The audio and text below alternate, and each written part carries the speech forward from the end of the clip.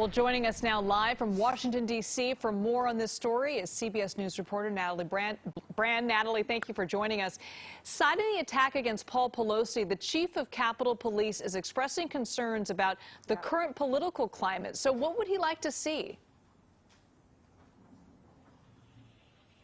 Yeah, Liz, he said that he would like to see more resources for additional layers of physical security to protect members of Congress, especially leadership.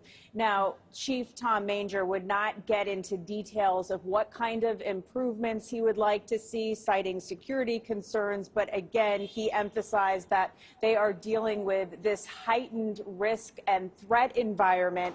And because of that, we've had to see this coordination and increase in coordination between federal officials here in Washington, D.C., and also state and local officials, since we know that members constantly go back and forth between Washington to their home districts. I can tell you that last year alone, it was reported there were nearly 10,000 threats against members of Congress, and Capitol Police say they are continuing to monitor thousands of these cases nationwide. And when it comes to these threats, the police chief of Capitol Police also says he would like to see these cases, more of them, prosecuted to the fullest extent under the law, Liz. That's an unprecedented time, Natalie. Are there discussions or concerns about election violence as early voters start going to the polls? Yeah, we saw a federal intelligence bulletin which warned of this heightened threat environment that extends through Election Day and also even the days and months beyond Election Day, as counting will continue and some contests could be challenged or could go to recounts.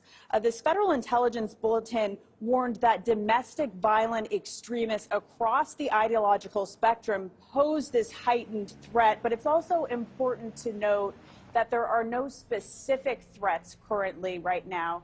We also spoke to one expert today who tracks political threats and violence, and she said that people should feel completely secure and confident about going out to vote, that things will be safe, she believes, but she will be keeping an eye on certain states where there has been this heightened rhetoric, where we've seen it on the ground, or perhaps candidates running who are election deniers or continuing to spread false claims about past elections.